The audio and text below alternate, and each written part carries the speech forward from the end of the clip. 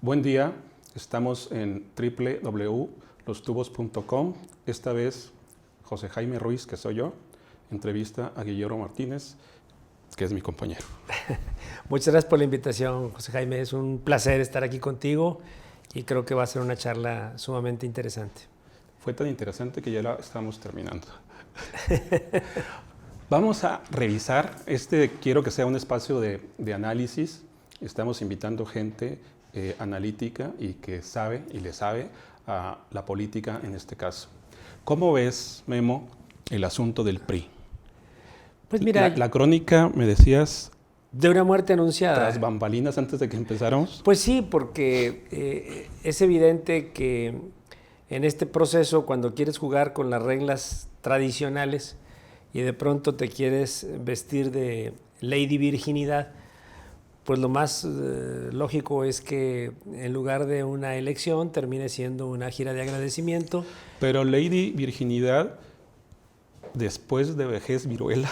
De 46 años. Sí, pero ¿qué virginidad hay a esos 46 no, años? Eso es lo extraño, porque incluso en las entrevistas que hace el muy prestigiado amigo Pepe Narro, admirado rector, exfuncionario del gabinete de Enrique Peña Nieto, que en las entrevistas diga que antes se dictaba la línea en Los Pinos y que ahora cree él, supone sin pruebas, que se dicta desde Palacio Nacional.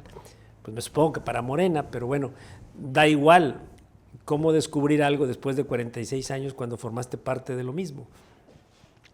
Decía una frase que la ignorancia no es inocencia sino pecado.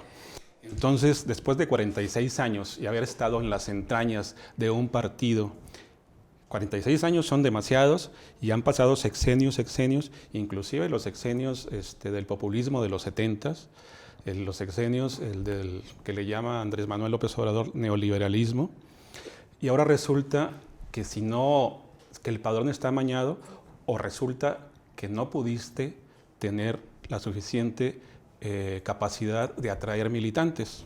Es que ahora cambian las reglas, ¿no? Como dice el presidente de la República, yo tengo otros datos. Yo tengo otras cifras. Y como dice el gobernador del estado, Jaime Rodríguez, cuando le contesta al Consejo Nuevo León, dice, no, es que vamos a cambiar los indicadores. Y entonces Pepe Narro dice, bueno, es que la elección está amañada. Entonces, cuando el resultado no te favorece, quieres cambiar al árbitro. Ah, mira. Tú fuiste comentarista deportivo y ese es un buen símil, ¿no? O una buena metáfora. O sea, ahora resulta que como no te gustó el juego, agarras como los niños el balón y dices, ya me salgo, pero el balón no es tuyo. Y te lo quieres llevar. Y quieres cambiar al árbitro. Uh-huh. No se puede. Esto es como cuando discutes con tu mujer y quieres ir al bar para ver si ella tiene la razón o tú. Pues no vayas al bar, ¿verdad? O vete al bar, pero con B grande. Oye, y el asunto de ¿qué tanto crees que va a incidir en una decisión, una ruptura, una fractura? ¿Qué va a pasar? Yo creo que es nota de un solo día, como lo estamos viendo. Uh-huh. Yo creo que Alito va a sumar. Alejandro Moreno. Sí, Alejandro Moreno va a integrar a los PRIs. Pues ya integró a los gobernadores. Pues tenía 28 firmas de 32 antes de que Narro se pronunciara, entonces no veo la razón por la cual no tenga ahora 32. Entonces yo creo que el reto viene después, pero la nota se acabó. Sí, claro. El asunto es si el PRI se acabó. Yo creo que no. ¿Cómo regresar al PRI en las intermedias? Yo creo que lo primero que tiene que entender es que es un partido chico, que es difícil. No está acostumbrado a pensar así. Pero si empieza a pensar como partido chico y de ahí empieza la reconstrucción. Porque ahora la tiene más difícil. No era un partido chico en los sexenios panistas.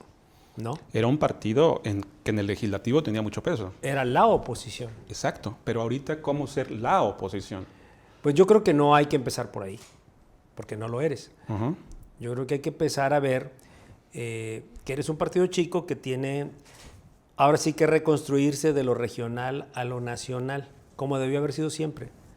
No de lo nacional hacia los estados, dictando líneas. Pero ya no como existía con Calderón, que cada gobernador tenía su coto. Eran virreinatos. Ajá. Pero con Calderón hubo casi un acuerdo tácito de flujo de recursos. Sí, tú me das dinero, yo manejo mi estado, no tenemos conflicto y transitamos. Uh-huh. Y eso es por parte de los gobernadores. Por parte del PRI, cómo ejercer un liderazgo que aglutine a los gobernadores y no sea fragmentos de cacicazgos. Hay que empezar de lo regional a lo nacional. Hay que reconstruir estado por estado. Hay estados que pueden representar mayor reto o mejor área de oportunidad sin gobernador priista que con gobernador priista. Va a depender. Uh-huh. Esto es como si tú te pusieras a analizar el comportamiento de los diputados y los senadores del PRI desde la perspectiva del nuevo presidente del PRI. ¿Qué es lo primero que tienes que ver? ¿Qué iniciativas proponen? Bueno, para empezar a ver si faltan o no faltan a sus cámaras.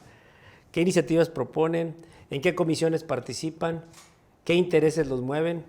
Y empezar a construir esa lealtad hacia tu liderazgo y no al revés. Uh-huh. ¿Cómo ves ¿habrá crecimiento del PRI? Tiene que haber. ¿Habrá crecimiento de militancia en el PRI? Cuando tú tocas fondo, tiene que haber crecimiento. ¿O te ahogas? No, tocas fondo. Yo creo que no lo veo muerto, ¿eh? No. Pero... Tocas fondo, reflexionas y reconstruyes. El tiempo, no lo sé. No sé si alcance para el 21, no sé si para el 24 o no sé si para 2 sexenios. Porque eso habría que ver esos liderazgos. ¿Qué tienes a favor? Pues que Alito es un personaje joven, con un dinamismo diferente, con una interlocución con el gobierno de México, con una interlocución con los otros partidos, que es innegable. Bueno, pero eso yo más que una debilidad lo veo como una fortaleza. Como una fortaleza. Yo no veo un entreguismo, porque finalmente ni al gobierno de México, ni a los otros partidos, ni a nadie le conviene que exista un partido entregado, porque te sirve para muchas cosas. Claro. A cada uno de los interlocutores. Pero además, el gran reto principal es el 21 en las cámaras, ¿no? Sí, es la primera aduana, uh-huh, importante. Porque además pues, no va a transitar lo que pide el presidente, ¿verdad? Claro. No transita antes de la elección. Y hay que ver el desgaste que puede tener Andrés Manuel, ¿no? Que ahí es un área de ¿qué tanto oportunidad. daño se puede hacer Andrés Manuel al peje o el peje a Andrés Manuel? No veo factores externos que lo dañen. En este momento. En este momento. Y el único factor externo, factor externo es Trump. Exactamente. Donald es el gran factor externo que lo puede dañar o lo puede subir inclusive. No, y porque además pues ya encontró el puente, ya tiene el mayordomo, que es Marcelo Ebrard. El mayordomo de Trump. De Trump, claro. Sí, o sea, si tiene a Marcelo Ebrard y Marcelo no se quema como fusible, la elección de Trump se garantiza y viene la reelección de Trump. ¿Hay alguna similitud entre Luis Videgaray y Marcelo? Yo creo que sí, porque Luis Videgaray establecía una agenda, uh-huh, o la proponía y la negociaba. Aquí yo siento que la misma narrativa de Marcelo te explica que fue contra las cuerdas y regresó con la dignidad intacta.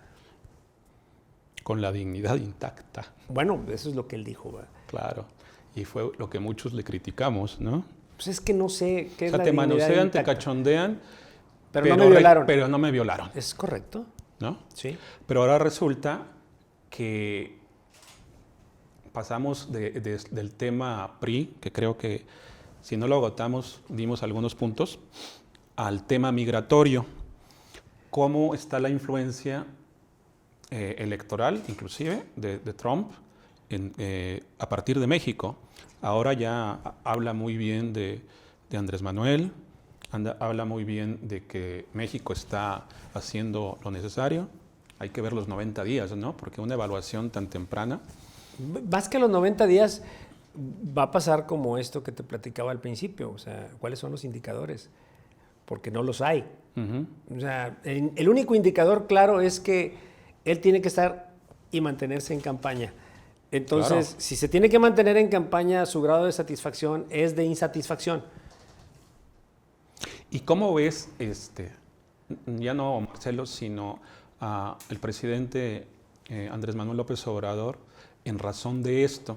Hay algunas personas que dicen que es un rijoso al interior y un débil al exterior, que en las mañaneras puede pelearse con todos en el interior del país, pero cuando sucede una política exterior, se repliega o se pliega. Fíjate que ha sido muy congruente en ambos sentidos. Él desde un principio dijo que no se iba a pelear con Trump y hace todo lo que tenga que hacer para no pelearse con Trump. Y hacia adentro, Aunque le cueste políticamente en lo que le México. cueste, lo que le cueste. Él no va a aceptar cambiar su narrativa.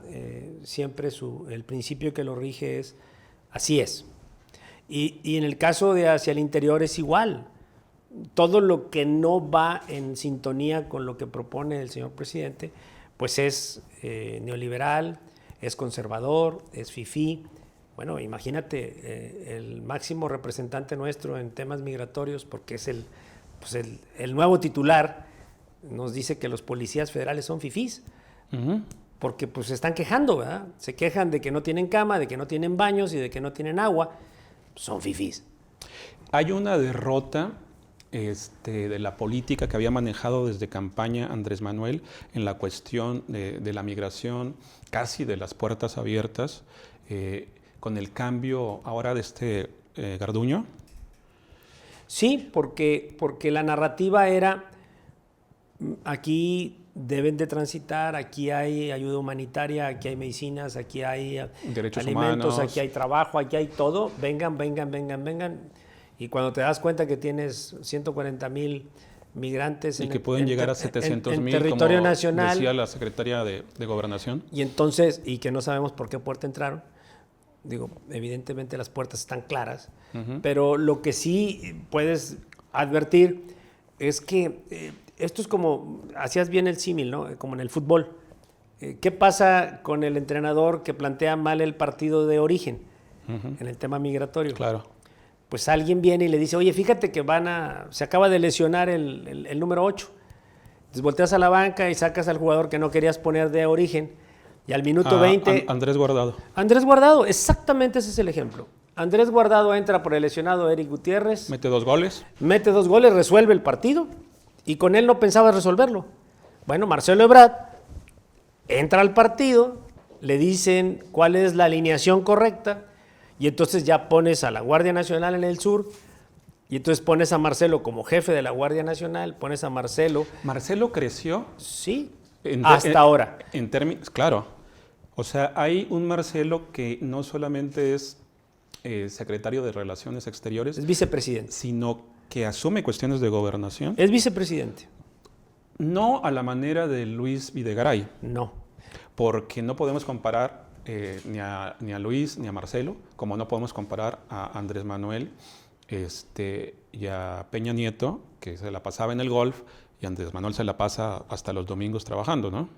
No, yo creo que ahí son diferentes escenarios. O sea, pero, sí hay un cambio radical. pero sí está claro que Marcelo está haciendo funciones de gobernación y está haciendo funciones de seguridad pública, y está claro que el jefe de este operativo de 90 días Es Marcelo. es Marcelo.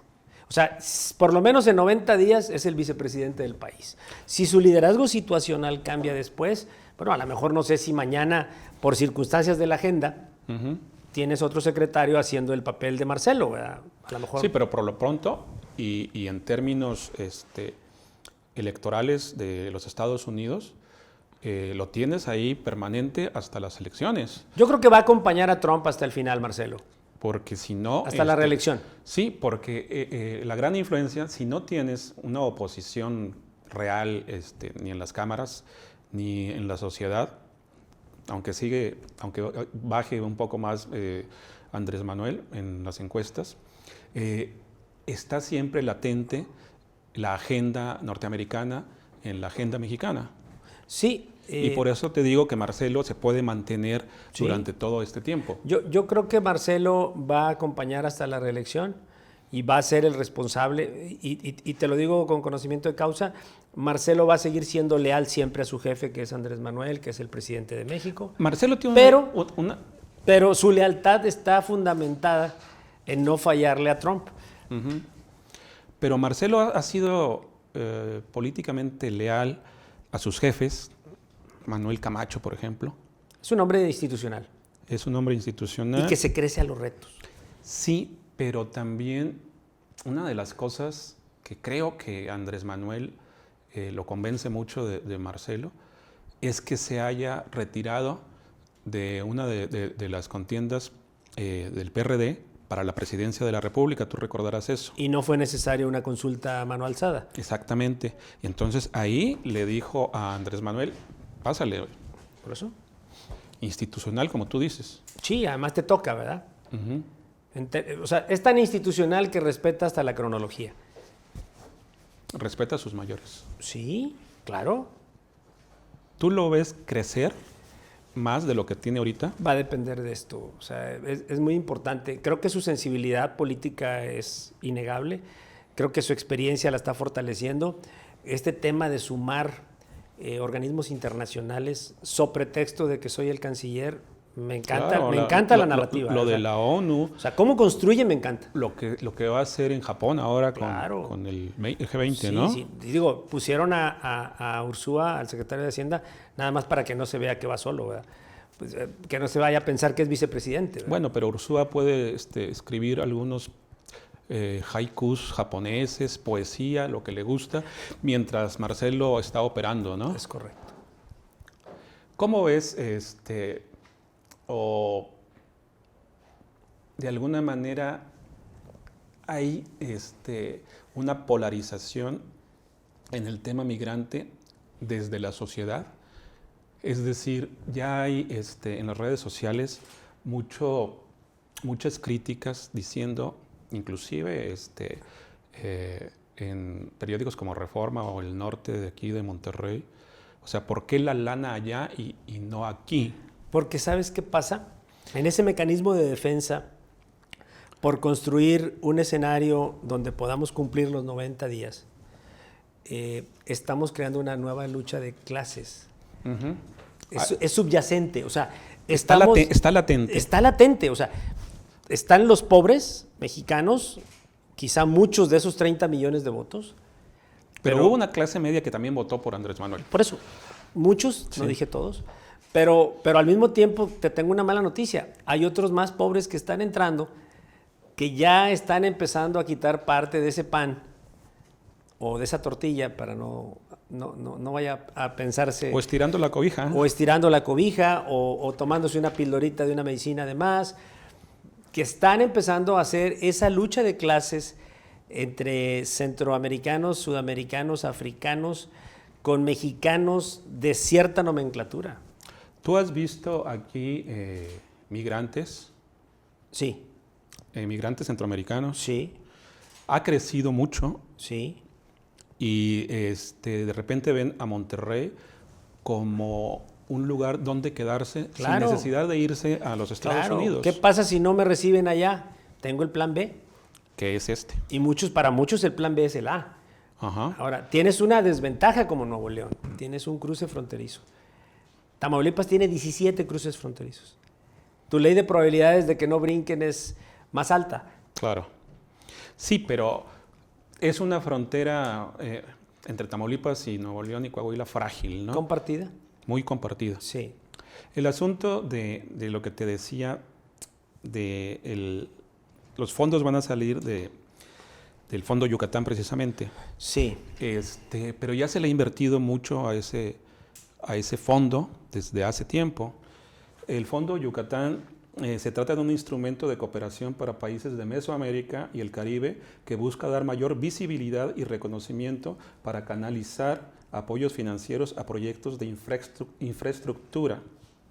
Dijo Marcelo Ebrard, nuestro canciller, el Fondo de Yucatán está previsto para acciones en Centroamérica, entonces no va a desatender absolutamente nada.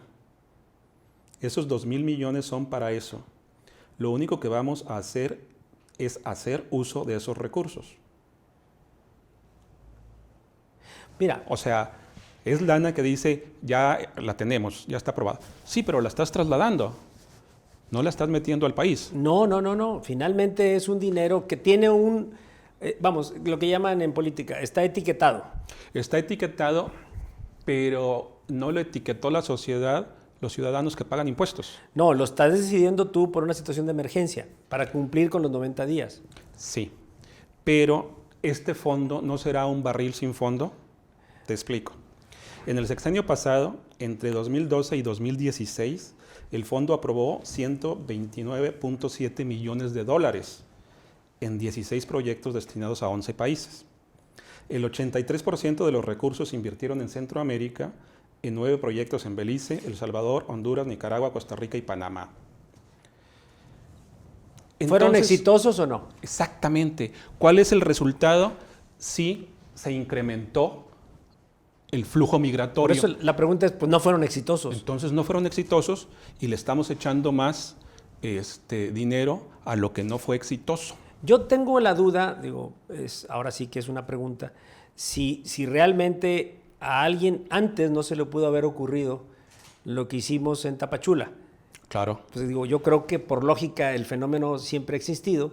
Sí, pero está desde contadora. Y las esto, condiciones de pobreza han existido, entonces como que, ¿por qué hoy se nos ocurrió la brillante idea y antes por a Trump. nadie? Es que estás otra vez negociando contra las cuerdas. Claro. Pero, ¿qué nos dice que esto que le vamos a invertir a Centroamérica, porque no le está invirtiendo Andrés Manuel ni Marcelo, lo estamos invirtiendo los mexicanos? Claro. O sea, tú estás pagando tus impuestos y de ahí está saliendo Un para fondo ese presupuestado. para ese fondo Yucatán. ¿Sí? Entonces, ¿qué nos dice? ¿Qué certeza tenemos que sí funciona en este sexenio de Andrés Manuel? Pues bueno, es una emergencia, lo han dicho todos. Entonces yo creo que es un asunto político al final de cuentas. Es una emergencia. Es contener el asunto arancelario. Es correcto. De la bronca que nos quería o que nos echó. Ahora, habla el presidente de que vamos a hacer historia, de que estas medidas van a ser un ejemplo Sí, mundial. pero ya se le invirtió. Sí, ya sucedió. ¿Qué ha sucedido también? O sea, vamos a meter a Alemania, vamos a meter... Sí, pero ellos tienen problemas con los turcos. Vamos a meter a España, sí, pero ellos tienen problemas con los africanos del norte del continente. Entonces, ¿cuáles son las prioridades de los otros también? Mira, este es un poco, es diferente, pero es un poco el caso del avión. O sea, el avión ha sido la solución económica para muchas causas y el avión sigue en el hangar, parado. Sí, pero ¿cuánto nos está costando esa renta? Sí, allá? pero ¿cuántas veces hemos dicho? Es que con lo del avión vamos a resolver esto. Y es que con lo del avión Es se que va a más arreglar que esto. lo del avión fue el AVIA, ¿no? Pues el avión. Sí, porque no, o sea, el avión ese es el avión más rentable de la historia, ¿verdad? Claro. Sí, y no se ha vendido, está ahí parado.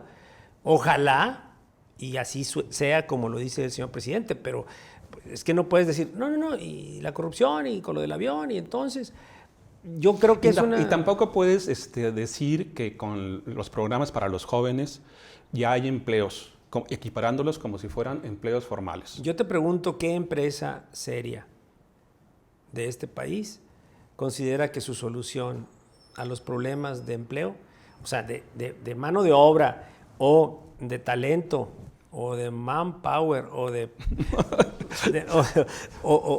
mente brillante o de lo que tú quieras?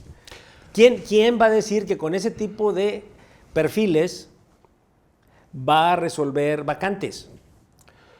No, son aprendices, dice el presidente. La cuestión se responde sola. ¿Estás de acuerdo? Sí. ¿Quién? Sí. A mí si me dices, oye, en tu despacho, en tu agencia, va a haber 4 jóvenes construyendo el futuro, pues por lo pronto me tengo que llevar, o sea, ¿quiénes son? ¿Qué bases traen? ¿Cuál es su perfil? Los tengo que capacitar. O sea, no se trata nada más de que el gobierno me mande sus 2,500 o sus 3,000 pesos. Obvio que no. Estamos en lostubos.com y estuvimos con Memo Martínez, al cual le agradezco mucho la visita. Muchas gracias. El día que quieras y encantado de estar aquí con tu programa y te deseo mucho éxito. Gracias a ustedes.